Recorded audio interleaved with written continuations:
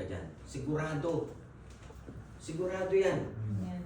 Psalms 46 verse 1 and 3, sabi niya, God is my refuge and strength and ever present in the help of trouble. Amen. Di ba?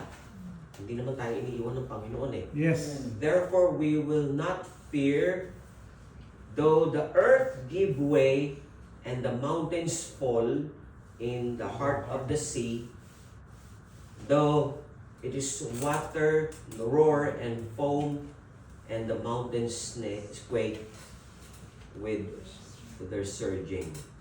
Amen? Hindi tayo iwanan ng Panginoon. That is the reason why He keep on telling to us, just hold on. Keep on. Manatili lang tayo. Hindi mo ikamamatay ang pagsubok. Amen. Hindi ikatatatag mo yan. Hallelujah. Amen? Ikakalakas mo yan. Yes. Okay? Like for example, ngayon, no? Tayo ba'y natatakot na umabot ng alas 12 tapos andito pa tayo? Aba, napakapalad natin. Meron kasunod na eh, minaamoy ko na eh. Diba?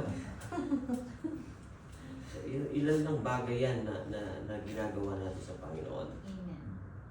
God is not leaving everyone who trust Him, who trusted Him. Pangalawa, dito po ako magtatapos. Dito din tayo magkakausap ng kung gusto. Yan. Ano yung sabi dyan? Trust. Trust God. Trust Trust in His power. Yan. Magtiwala lang tayo sa kapangyarihan ng Diyos. Amen. Yan yung talagang sinabi niya. At hindi ito gawa-gawa natin. Sabi niya doon sa mga alagad niyang nung magising siya, ba't niyo pa ako ginising? Wala ba kayong pananampalataya? Di ba?